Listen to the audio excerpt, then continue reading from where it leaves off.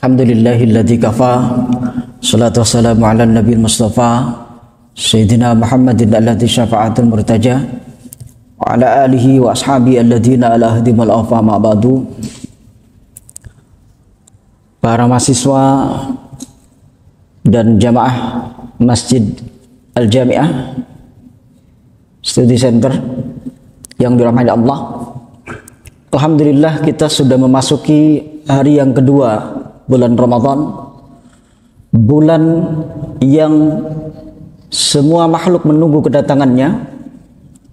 Maka dalam kesempatan satu bulan ini mudah-mudahan kita diberi oleh Allah kesehatan, kemudian rezeki, agar kemudian bisa mengisi berbagai kegiatan di bulan Ramadan yang sangat mulia ini.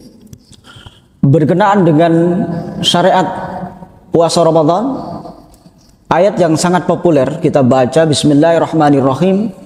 Ya ayyuhalladzina amanu kutiba alaikumus siyamu kama kutiba alal ladzina min qablikum la'allakum tattaqun. Ayat ini kalau kita bicara terkait dengan gramatika bahasa Arab, dalam teksnya berarti kalamnya adalah kalam khabari, yakni berita tentang kewajiban melakukan puasa Ramadan. Maka dalam konteks gramatika bahasa Arab, kalam khobar itu pasti bisa benar bisa salah. Namun ketika kemudian yang berfirman itu adalah Allah, maka kalam khobar tetap dikatakan kalam insya'iyah. Dalam ilmu balaghah, kalam insya'iyah itu adalah kalam yang pasti benarnya. Artinya janji Allah bahwa siapapun yang kemudian melaksanakan puasa Ramadan, maka pasti dia akan menjadi orang yang bertakwa. Al-Imam Izzuddin bin Abdissalam dalam kitab Maqasidus Shaum, salah satu ulama besar dalam mazhab Imam Syafi'i, beliau mengatakan bahwa ada dua indikator kenapa kemudian orang yang melakukan puasa Ramadan itu dianggap orang yang nantinya ujungnya adalah bertakwa. Yang pertama adalah li ghufrani dzunubihi, karena semua dosa-dosanya itu adalah diampuni. Kemudian yang kedua adalah li itqihi minan nar, karena pelakunya itu akan selamat dari api neraka. Pertanyaannya kemudian, ya, jamaah yang dimuliakan Allah, pertanyaannya kemudian adalah apakah kemudian orang yang melakukan puasa Ramadan pasti kemudian menjadi orang yang bertakwa? Artinya ujung dari puasa kita itu adalah menjadi seorang muttaqin. Ternyata kalau kita kemudian merujuk pada hadis riwayat Imam At-Tabrani bahwa tidak semua orang yang melakukan puasa Ramadan itu kemudian menjadi orang yang bertakwa. Dalam satu hadis riwayat Imam Tabrani dari Abdullah ibn Umar radhiyallahu an, Rasulullah sallallahu alaihi wasallam bersabda, "Rubba shaimin hadduhu min siyami al-ju' wal at." Betapa banyak orang yang kemudian melakukan puasa, namun yang dia hanya peroleh adalah haus dan lapar. Kemudian wa rubba qaimin hadduhu min qiyami syahr, dan betapa banyak orang yang melakukan bangun malam untuk melakukan melakukan sholat sunnah, melakukan qiyamul lail, yang dia dapat hanyalah sekedar begadang. Ada sebuah ungkapan indah, ada sebuah solusi indah yang ditawarkan oleh Profesor Dr. Wahbah Juhaili dalam kitab Al-Fiqhul Islam Majallatuh juz 2 halaman 63 sampai 66. Beliau memberikan pandangan supaya kita menjadi pribadi yang bertakwa dari madrasah Ramadan selama 1 bulan. Yang pertama kata beliau, supaya puasa kita paripurna, yakni puasa yang kemudian memberikan manfaat atau efek kebaikan pada pelakunya, yang pertama adalah at-taharru lil ma'kalil halal liyakuna 'aunan ala ta'atillah. Hendaknya jamaah yang dimuliakan Allah, yang kita makan, yang kita minum adalah makanan minuman yang jelas-jelas halalnya. Dalam konteks ini bahwa sumber makanan atau hasil pekerjaan kita itu adalah pekerjaan yang halal. Kemudian zat daripada makanan dan minuman itu adalah halal juga. Kenapa? Karena liyakuna aunan ala ta'atillah. Kalau yang kita makan, yang kita minum adalah hal yang jelas-jelas halal, maka pasti akan mengarah pada taat kepada Allah Subhanahu wa taala. Amin ya rabbal alamin. Jemaah yang dimuliakan Allah. Kemudian yang kedua, hal yang seharusnya kita lakukan ketika kemudian kita ingin menjadi puasa yang paripurna, menjadi orang yang berpuasa yang paripurna, adalah as-sahur wal iftar. Mulailah dengan sahur, akhiri dengan berbuka. Maka dalam konteks ini, jamaah yang dimuliakan Allah, bahwa Al-Imam atau Syekh Wahbah Al-Ju'aili mengatakan yu'tabaru sahuru fi Ramadan khususiyatan min khususiyati hadhil ummah li'annahu lam yakun lil umamil madiyah fi siyami sahurun. Jadi dalam konteks ini bahwa sahur itu adalah syariat yang hanya ada pada umat Nabi Muhammad. Artinya umat-umat terdahulu, orang-orang Bani Israel itu melakukan puasa, mereka tidak ada syariat sahur. Maka hadis Rasul dalam satu hadis sahihnya mengatakan farqu ma bainana wa bainahum aklatus sahur. Ya, aklatus sahur. Perbedaan kita dengan umat sebelum umatnya Nabi Muhammad adalah sahur. Maka dalam konteks ini ada pertanyaan, bagaimana sahurnya Nabi? Artinya jarak selesainya sahurnya Nabi dengan waktu subuh itu kadar berapa menit? Maka di sini silakan Pak Dokter.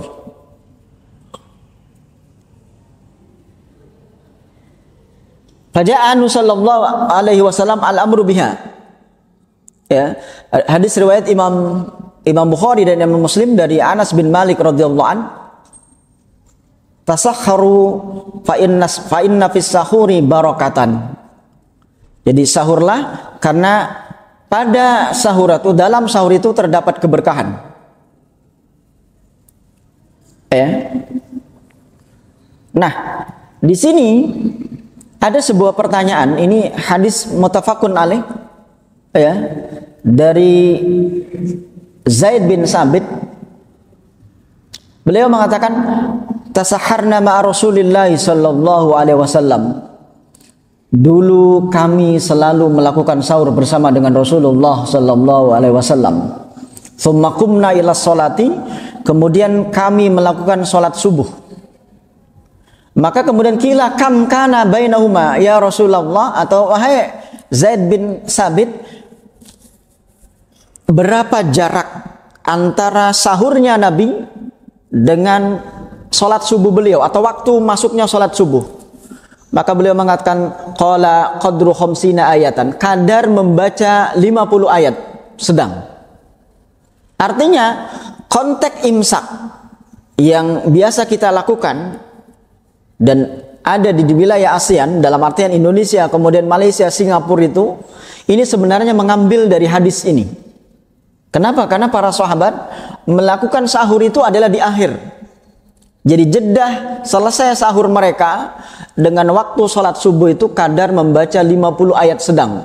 Katakanlah 10 menit. Walaupun di sini ma'annahu yajuzu ila kubailil fajri bilakhdatin. Walaupun kata Syekh Wahbah, atau kita lihat juga dalam Maqasidus Shaum karya Imam Izzuddin bin Salam, mengatakan boleh kemudian beberapa saat atau beberapa menit sebelum subuh itu masih boleh kita makan atau kita minum. Ya. Maka dalam hadis lain saya banyak mengutip ini ringkasan dari Maqasidus Shaumnya karya Imam Izzuddin bin Salam dan ringkasan daripada Al-Fiqhul Islam Adillatuhu karya Syekh Wahbah dalam juz 2 halaman 63 sampai 66. Kemudian di sini riwayat Imam Ahmad mengatakan wal amru bi ta'khiriha litakuna aunan ala siyamin nahar. Jadi hendaknya, perintah juga mengatakan hendaknya kita mengakhirkan sahur. Kenapa? Supaya kalau kita akhirkan sahur kita, maka kondisi siang hari ketika kita berpuasa, maka kondisi kita masih kuat. Ya. Maka di sini dinyatakan innaha barakatun a'taakumullahu fala tada'uha. Jadi sahur itu adalah sebuah keberkahan yang Allah berikan kepada umat Nabi Muhammad, maka jangan sampai kita meninggalkannya. Ya. Kemudian dalam hadis riwayat lain beliau mengatakan, ya, dari Imam Hakim dan kemudian muttafaqun alaih dari Sahal bin Sa'ad, Rasul bersabda, la tazalu ummati bi khairin ma'ajjalul fitra wa akharus sahur. Umatku, kata Nabi Muhammad, akan selalu memperoleh kebajikan selama mereka menyegerakan berbuka dan mengakhirkan sahur. La tazalu ummati bi khairin ma'ajjalul fitra wa akharus sahur. Umatku akan selalu memperoleh kebaikan, akan selalu memperoleh keberkahan selama mereka menyegerakan berbuka kemudian mengakhirkan sahur. Maka dalam konteks ini jamaah yang dimuliakan Allah, wa inna dzalika yahsulu walau bil qalil min at-ta'am aw syarab. Sahur atau berbuka itu sifat kesunahannya akan tetap ada, akan tetap hasil walaupun hanya dengan memakan sedikit. Ya, katakanlah tiga butir kurma atau seteguk atau segelas daripada air putih, itu kemudian masih diperkenankan. Ya. Di sini kemudian hadis Imam Hakim dari Abi Sa'id, Rasulullah Shallallahu Alaihi Wasallam bersabda, as-sahuru kulluhu barakatun. Sahur itu seluruhnya, artinya baik di awal, di tengah atau di akhir, itu termasuk keberkahan. Fala tada'uha, maka janganlah kita kemudian berani meninggalkan sahur. Walau ayyajra ahadukum jur'atan min ma'in, walaupun hanya sekedar seteguk air. Fa inna Allah azza wa jalla wa malaikatahu yusalluna 'alal mutasakhirin. Ya, di sini Rasul bersabda bahwa Allah dan semua malaikat akan selalu memberikan solawat, dalam artian akan selalu mendoakan umat Nabi Muhammad yang selalu melakukan sahur. Di sini memakai yusalluna. Yusalluna itu berarti fi'il mudhari'. Fi'il mudhari' itu berarti continuous, selalu. Kemudian jamaah yang dimuliakan Allah, amal iftar, kata Syekh Wahbah Al-Juhaili dalam Al-Fiqhul Islam Adillatu, amal iftaru fayambaghi ta'jiluhu inda awwali lahdatin minal lail, ay inda tahaqquqi dukhulil waqti kama taqaddam. Berbuka puasa maka sebaiknya lakukan di awal masuknya maghrib. Jadi ketika kemudian matahari sudah tenggelam itu berarti seluruhnya tidak kelihatan. Ya, maka disinilah keutamaan daripada berbuka. Dan dalam hadis muttafaqun alaih yang tadi dijelaskan bahwa la yazalun nasu bi khairin ma'ajjalul fitrah, ini muttafaqun alaih, bahwa umat Nabi Muhammad atau manusia akan selalu memperoleh kebaikan selama kemudian mereka melakukan sahur, dalam artian mengakhirkan sahur kemudian menyegerakan berbuka. Pertanyaannya kemudian, ya, nanti kita akan bisa melihat kapan kita kemudian doa. Kenapa? Karena nanti ada beda pandangan. Ya, contoh kalau kita lihat dalam I'anatut Talibin karya Sayyid Bakar Shata dalam juz 2 halaman 279, beliau mengatakan bahwa berbuka itu atau doa ketika berbuka itu hendaknya dilakukan setelah berbuka, bukan sebelum, bukan ketika. Itu bisa dilihat dalam kitab I'anatut Talibin juz 2 halaman 279. Nah, berbeda dengan kitab I'anatut Talibin atau Said Bakar Shata, ya, I'anah itu adalah syarah dari Fathul Mu'in. Saya dulu belajar mulai kelas 1 ya di Lirboyo, Sanawiyah itu. Ya, tahun 97-an, 90-an. Nah, dalam kitab Bushrul Karim ya, Syekh Said bin Muhammad Al-Ba'ali beliau mengatakan bahwa memang sunnahnya ya, doa berbuka puasa itu adalah setelah kita berbuka. Namun andai kata kita membacanya sebelum berbuka, tetap mendapatkan kesunahan. Pertanyaannya kemudian, apa redaksi yang bisa kita baca? Kalau mungkin kita sering membacanya Allahumma laka sumtu ya wa bika amantu wa ala rizqika aftartu bi rahmatika ya arhamar rahimin, itu enggak masalah. Kenapa? Karena prinsipnya ada penggalan hadis. Ya, contoh kalau kita lihat dalam riwayat Imam Abu Dawud, doa yang ini bisa dilihat dalam kitab Al-Adhkar karya Imam An-Nawawi Damaskus. Ya, kita harus tahu nih, kalau An-Nawawi pakai alif lam, An-Nawawi Damaskus, kalau Syekh Nawawi tanpa alif lam. Itu bedanya itu nanti. Jadi kalau An-Nawawi itu adalah ulama besar dari Damaskus, Syria. Beliau adalah salah satu guru besar daripada pengarang kitab Alfiyah Ibnu Malik. Ya, Alfiyah, yakni Al-Imam Ibnu Malik itu adalah salah satu guru besarnya adalah Imam An-Nawawi. Bahkan dalam satu nadhomnya beliau mengatakan wa rajulun minal kirami indana, itu adalah rajul di situ adalah ungkapan kebanggaan beliau menjadi seorang murid besar daripada Imam An-Nawawi Damaskus. Ya, wa rajulun minal kirami indana. Dalam hadis riwayat Imam Abu Dawud, redaksinya lumayan panjang. Jadi doa yang bisa kita baca setelah berbuka atau sebelum berbuka adalah Allahumma inni lakasumtu, ya Allah, ya, karenamu saya bisa berpuasa. Wa ala rizqika aftaru, dan atas rizkimu saya bisa berbuka puasa.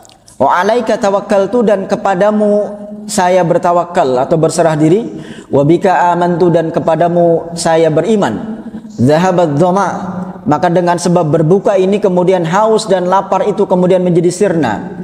Wabtalatil uruq, kemudian otot-otot pada badan ini menjadi basah. Wa thabatal ajru insyaallah, kemudian insyaallah Allah akan menetapkan pahala besar kepada pelaku daripada puasa. Ya wasi'al fadli, wahai zat yang maha luas anugerahnya, ighfirli, ampuni saya. Alhamdulillahilladzi a'anani fasumtu, ya, segala puji bagi Allah yang sudah menolongku untuk melakukan puasa. Wa razaqani fa'aftaru, dan telah memberikan rizki kepada saya supaya kemudian kita atau saya berbuka. Ini doa yang kemudian ya di kalangan salafi mengatakan itu doa sunnah. Kalau doa yang Allahumma lakasumtu dan seterusnya itu doa bid'ah. Itu kan bahaya itu. Padahal Allahumma lakasumtu wa bika amamtu itu ada penggalan sepotong. Ya, karena kemudian para ulama menambahkan dengan redaksi lain. Padahal dalam konteks doa itu apapun silakan. Selama isinya tidak bertentangan dengan syariat. Ya, contoh. Ya Allah, mudah-mudahan anak saya lulus kuliah. Itu kan doa yang tidak pernah dilakukan Rasul. Makanya prinsipnya adalah ya, at-tarku la ya'ni tahrim. Apa yang tidak pernah dilakukan Rasul jangan kemudian kita vonis haram. Ini kaidahnya gitu. At-tarku la ya'ni tahrim. Jadi apa yang tidak pernah dilakukan Rasul belum tentu kemudian mengarah pada hukum haram. Ya, sebagaimana kemudian Rasul tidak pernah memakai laptop. Kemudian sekarang ya umat Islam memakai laptop. Makanya alangkah indahnya ketika contoh ada sebuah riwayat bisa dilihat dalam Syiarul Alam An-Nubala ya. Imam Adz-Dzahabi itu ketika menjelaskan riwayat Imam Ahmad. Imam Ahmad itu pernah diundang dalam satu jamuan di dinasti Abbasiyah. Kemudian beliau disuguhi al-kumathra. Al-kumathra itu adalah melon atau semangka. Maka beliau tidak makan. Maka orang-orang di sekitarnya mengatakan, wahai imam, kenapa engkau tidak makan semangka ini? Padahal semangka itu enak banget. Apa jawaban Imam Ahmad? Beliau mengatakan, wahai jamaah, wahai manusia, mohon maaf, saya bukan berarti mengharamkan buah ini untuk dimakan, tapi karena saya belum pernah melihat Rasul makan buah semangka, maka saya tahan dulu. Ini adalah ungkapan bijak daripada Imam Ahmad. Beliau tidak langsung mengatakan haram, dan ini yang kemudian dikutip, ya, beliau mengutip dari kitab Maqasidus Shaum. Beliau mengatakan hal yang kelima, hal yang keempat, yang sebaiknya dilakukan oleh orang yang berpuasa supaya puasa paripurna, ya, adalah wa yustahabbu lahu ayyuftira ghairuhu ma'ahu. Hendaknya ketika kita berbuka, kita juga mengajak orang lain atau berbagi. Karena sabda Nabi, hadis riwayat Imam At-Tirmidzi dari Zaid bin Khalid, man fattara sha'iman kana lahu ka ajri siyamihi la yanqusu min ujurihi ma syai'an. Di sini memakai isim nakirah. Man fattara sha'iman, ya, barang siapa memberikan makanan kepada orang yang berbuka, orang yang berpuasa. Berarti sha'iman itu bisa puasa sunnah, bisa puasa wajib, karena konteksnya adalah nakirah. Jadi orang yang kemudian memberikan makanan kepada orang yang berpuasa untuk berbuka, maka baginya pahala yang sama dari apa yang diperoleh dari orang yang kita beri. Andai kata kemudian, ya, orang yang berpuasa tadi memperoleh pahala 1 miliar, berarti kita dapat 2 pahala. Pahala puasa kita dan pahala karena kita memberi. Bahkan di sinilah yang kusumin ujuri masyai'an. Dua-duanya, ya, itu tidak mengurangi. Artinya yang puasa tetap dapat pahala dari puasanya, yang diberi juga tetap dapat pahala dari apa yang dia puasa. Kemudian orang yang memberi itu nanti akan mendapatkan pahala sama dengan, ya, nilai puasa dari orang yang diberi. Kemudian jamaah yang dimuliakan Allah, Al-Imam Syekh Wahb Al-Juhaili kemudian menambahkan, hal yang kemudian menyebabkan puasa kita paripurna adalah ijtinabu syubhatil iftar au ma yuaddi ilaihi. Jauhkan diri kita dari hal-hal yang menyebabkan batalnya puasa kita. Ya. Sebagai contoh, beliau memberikan contoh al-mubalaghah fil istinsyaq khasyatan ay yasbiqahul ma' ila halaqihi. Hendaknya ketika kemudian kita berwudu, kemudian memasukkan air ke dalam hidung atau istinsyaq, jangan terlalu masuk. Kenapa? Andai kata kemudian air itu masuk ke dalam hidung, ya, itu termasuk jauf. Jauf itu adalah rongga atau lubang pada tubuh manusia yang langsung masuk ke dalam. Bisa hidung, bisa mulut, ya, bisa telinga, bisa farj. Andai kata kemudian masuk ketika mungkin, ya, kita dalam keadaan wudu, maka itu menyebabkan batal. Beda dengan apa yang masuk melalui mata. Andai kata mungkin mata kita perih, kemudian kita memakai obat tetes mata, rohto atau apalah, itu nggak masalah. Puasa kita tidak batal. Atau mungkin kita sedang puasa kemudian suntik, itu tidak batal. Atau mungkin kita sedang puasa kemudian di impus, itu nggak batal. Berbeda kalau kemudian masuk melalui jauf.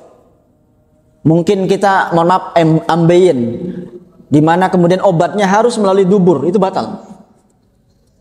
Tapi kalau di luar itu, baik masuk ke dalam mata atau masuk pada kulit yang memang seperti suntik dan seterusnya, tidak membatalkan.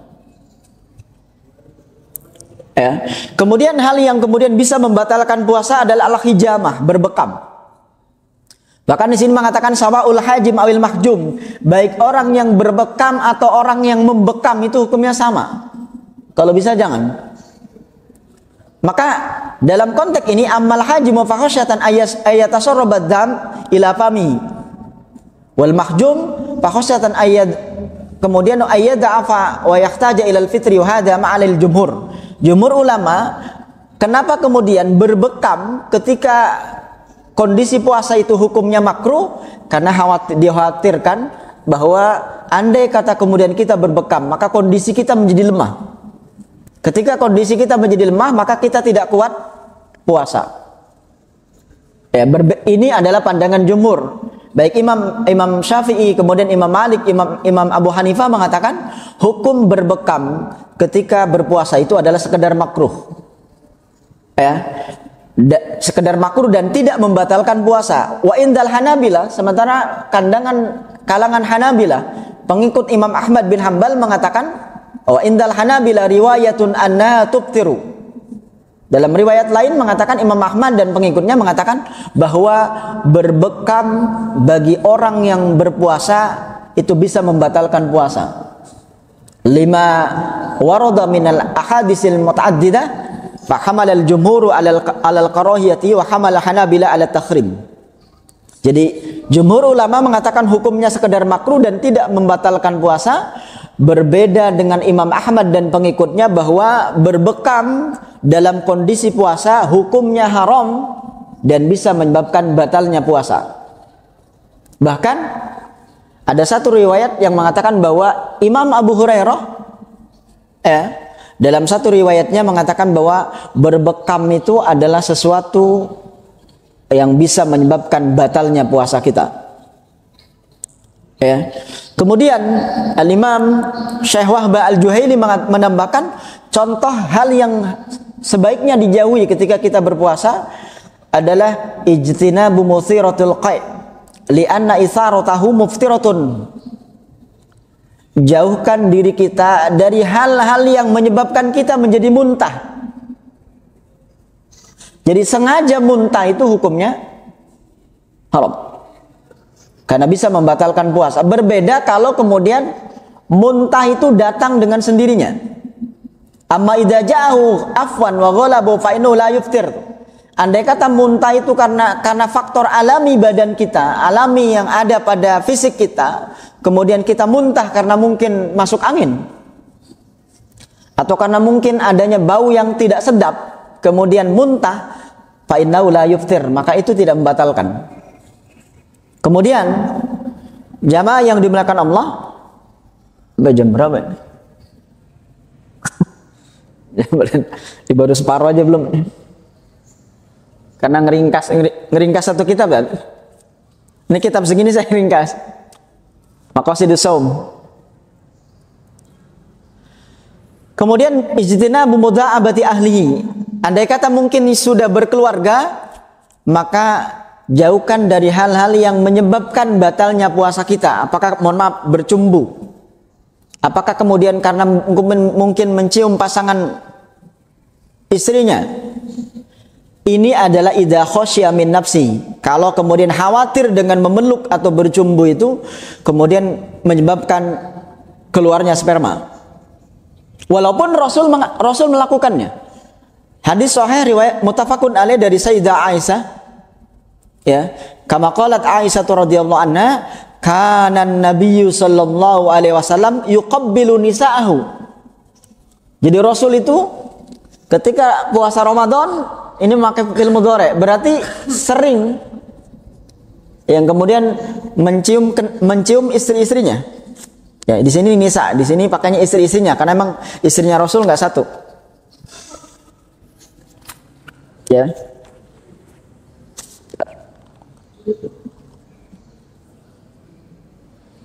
Tadi HP mana? Wa huwa shaimun. Ya. Karena Nabi sallallahu alaihi wasallam yuqabbilu nisa'ahu wa huwa shaimun.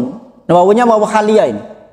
Jadi Rasul sering atau selalu mencium istri-istrinya walaupun beliau dalam kondisi puasa. Wa yubashiru wa huwa shaimun walakinnahu amlakakum liirbi. Bahkan kemudian beliau memeluk istrinya walaupun beliau dalam kondisi puasa. Kenapa? Karena Rasul adalah orang yang sangat bisa menahan nafsunya.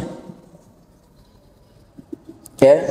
Jadi intinya di sini illatnya haram itu ketika kemudian ada zon, ada dugaan kuat, andai kata kemudian kita melakukannya, maka kemudian keluar sperma, sehingga kemudian batalnya puasa itu.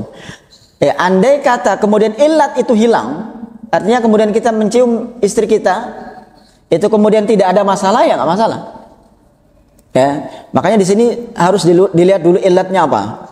Ya, karena al-hukmu yadurru ma'illati wujudan aw adaman.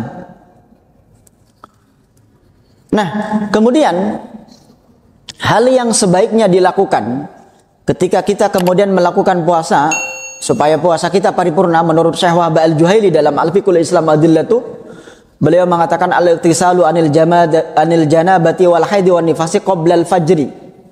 Hendaknya ketika kemudian kita mau melakukan mandi junub, mandi janabah atau mandi setelah haid atau nifas bagi perempuan, hendaknya dilakukan sebelum fajar. Kenapa? Liyakuna ala tuhrin min awali shaumi, supaya kondisi badan kita itu dari awal sebelum subuh itu dalam kondisi sudah bersih, hadas kita sudah hilang, hadas besar kita sudah hilang. Waliyakhruja min khilafi Abi Hurairah, bahkan kemudian kita supaya keluar dari pandangan Imam Abu Hurairah yang mengatakan la yasikhu shaumuhu. Jadi kata Imam Abu Hurairah, orang yang dalam kondisi junub, dia belum mandi, kemudian waktu subuh masuk, maka puasanya tidak sah. Ya, wa khasyatan an wusulil min wusulil ila batini udunin au duburin au nahwi, atau kemudian kalau kita melakukan mandinya itu sebelum subuh, itu supaya kita tidak, dalam artian air itu masuk pada rongga-rongga tadi jauh, apa kemudian hidung, apa kemudian telinga dan seterusnya, itu kalau terjadi sebelum subuh maka nggak masalah. Ya. Maka wabina anali, berdasarkan keterangan ini, yukrahu inda syafi'iyah li shaumi dukhulil hammam min ghairi hajatin. Artinya bahkan kalau imam dari kalangan Syafi'iyah mengatakan makruh hukumnya kita itu sengaja kemudian berdiam-diam lama di dalam WC. Kalau memang tidak ada kebutuhan. Ya.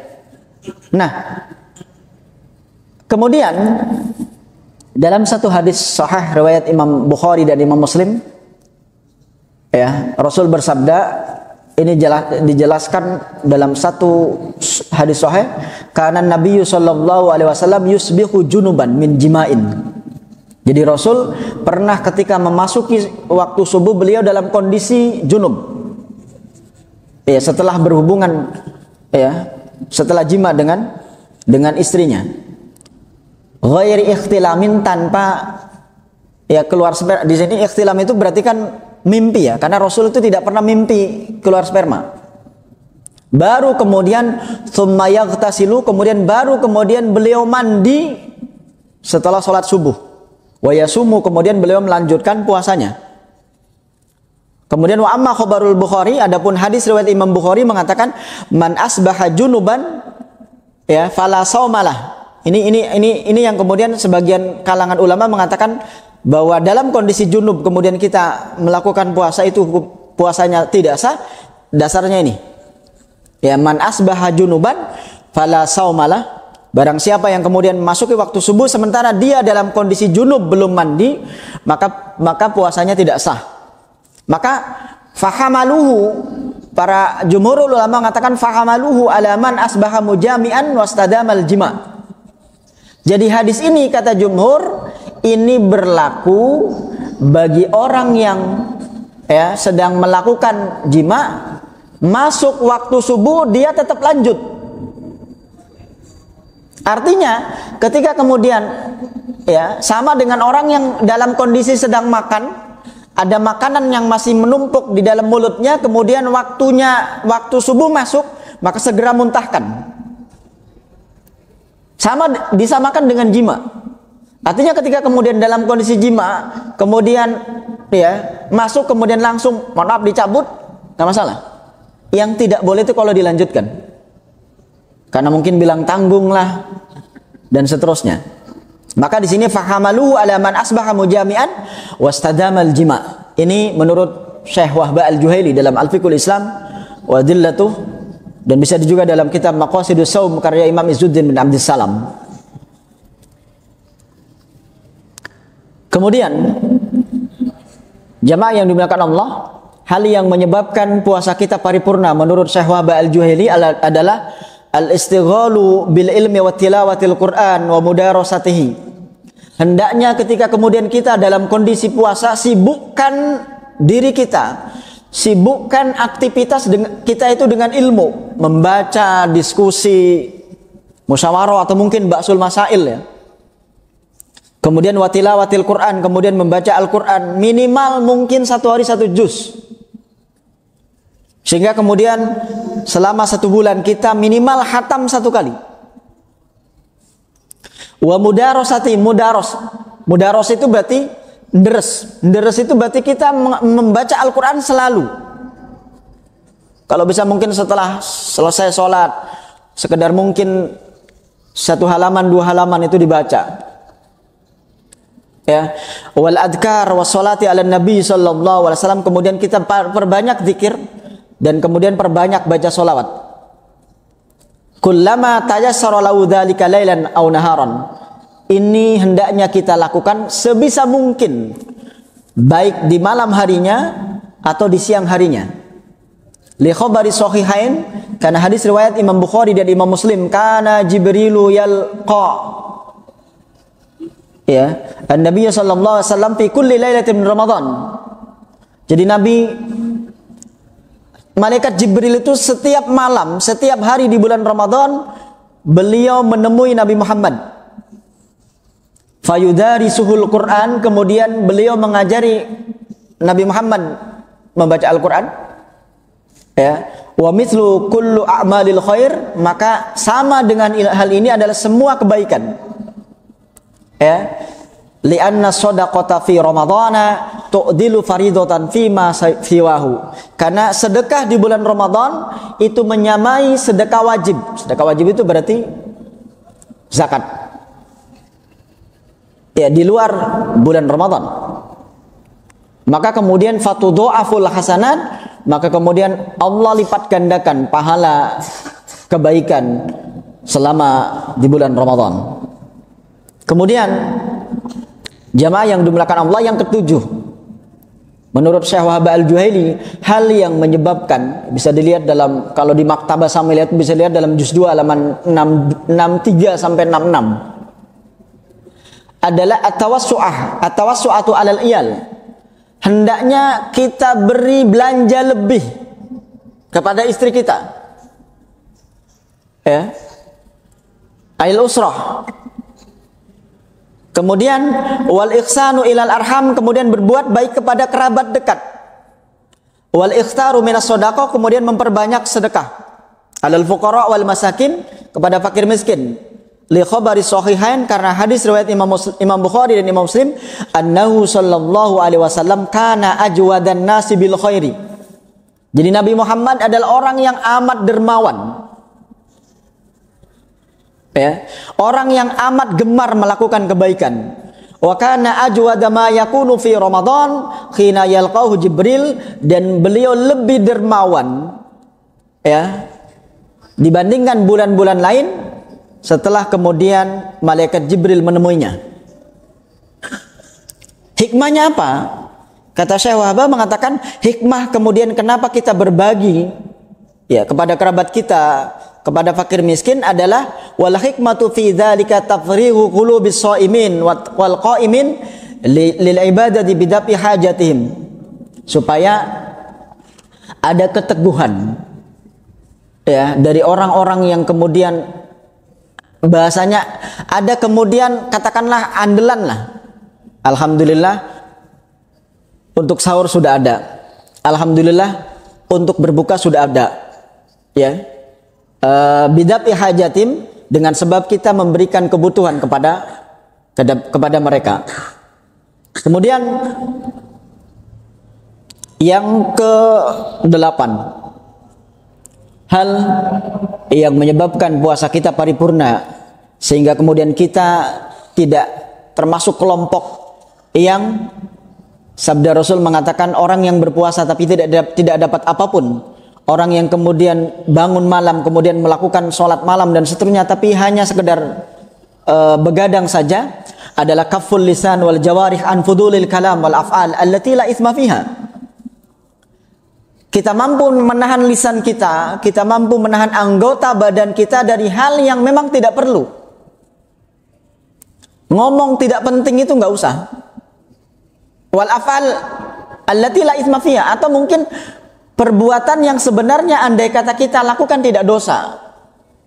Di bulan Ramadan mungkin kita perbanyak nongkrong. Padahal kita tahu nongkrong itu hukum asalnya adalah mubah. Maka ganti dengan amal kebaikan. Ya. Kenapa? Karena dalam satu hadis sahih riwayat Imam Bukhari dan Imam Muslim dari riwayat Imam Abu Hurairah, dan ini marfu, ya, beliau mengatakan bahwa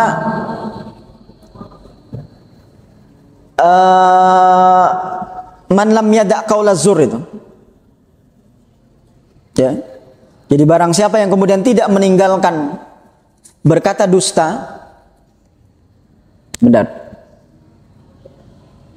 di barang siapa yang kemudian dalam kondisi puasa tapi dia tetap berkata bohong, dia atau dia melakukan kebohongan, maka Allah tidak lagi butuh terhadap puasa dia, walaupun dia meninggalkan makan dan meninggalkan minum.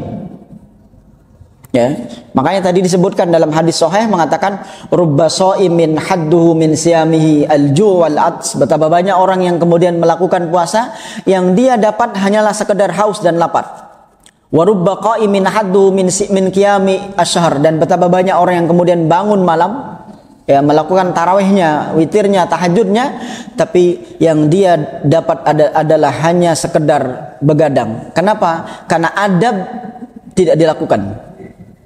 Maka kemudian yang terakhir, jamaah yang dimuliakan Allah, hal yang menyebabkan sempurnanya puasa kita adalah al-i'tikafu la siyama fil asril awakhir min Ramadan. Lakukan i'tikaf terutama di 10 akhir malam bulan Ramadan, berarti tanggal 21, 22 dan seterusnya. Kenapa? Li'annau aqrabu ila siyanatin nafsi alal manhiyat. Karena andai kata kemudian kita, ya, menyibukkan diri i'tikaf. I'tikaf itu berarti harus di masjid. Walaupun ada pandangan kalau kita lihat dalam kitab I'anatul Talibin, tapi itu adalah dhaif. Boleh kita i'tikaf di musholla, tapi itu dhaif. I'tikaf yang paling utama adalah i'tikaf di masjid jami, masjid di mana kemudian di situ dilaksanakan sholat Jumat. Ya, walaupun boleh-boleh saja kita melakukan i'tikaf di masjid ghairu jami. Ya. Nah, fungsinya apa? Di sini adalah lirojain ayyusadifa lailatul qadri. Ya, supaya kemudian dengan kita i'tikaf di 10 akhir bulan Ramadan atau malam akhir bulan Ramadan, kita kemudian menjumpai Lailatul Qadar. Karena Lailatul Qadar itu tidak dalam bentuk fisik. Orang yang berjumpa dengan Lailatul Qadar berarti ada kebaikan selanjutnya. Artinya jangan mengaku-ngaku kita ketemu dengan Lailatul Qadar, tapi selesai Ramadan maksiat lanjut. Karena ciri orang memperoleh Lailatul Qadar adalah ada kebaikan setelahnya. Bahkan warawa Muslimun annahu sallallahu alaihi wasallam, ya, Imam Muslim meriwayatkan bahwa kana yajtahidu fil asril awakhir ma la yajtahidu fi ghairihi. Jadi Rasul lebih menggiatkan iktikaf di 10 akhir bulan Ramadan dibandingkan hari-hari lain. Bahkan waqalat Aisyah, Sayyidah Aisyah mengatakan kana Nabi sallallahu alaihi wasallam idza dakhala al-asral awakhir akhyal lail. Jadi Rasul itu ketika kemudian sudah masuk 10 akhir bulan Ramadan, di malamnya beliau hidupkan malam tersebut. Wa ayqadha ahlahu, dan keluarganya dibangunkan. Maka suami yang baik adalah suami yang mau membangunkan istrinya. Bukan hanya sekedar dia datang ke masjid, tapi istrinya juga kemudian dibangunkan. Ya. Wasyaddal mi'zar, kemudian beliau kencangkan ikat pinggang dalam artian tidak campur dulu dengan istri-istrinya. Ya, ai i'tazalan nisa. Maka sebagai penutup daripada kajian ini, wasunnatu fi lailatul qadri kama abantu ayyakul, maka sunnah hukumnya ya, ketika kemudian di malam 10 malam akhir bulan Ramadan, hendaknya kita perbanyak baca doa Allahumma innaka afuwun tuhibbul afwa fa'fu anni kalau sendirian. Nah, kalau kita merujuk pada Sunan At-Tirmidzi, beliau meriwayatkan boleh kemudian menambahkan karim. Jadi boleh kita baca Allahumma innaka afuwun karim tuhibbul afwa fa'fu anni. Riwayatnya sama-sama ada itu. Karena orang sebelah mengatakan bid'ah itu. Padahal dalam Sunan At-Tirmidzi ada afuwunnya. Allahumma innaka afuwun karim tuhibbul afwa fa'fu anni.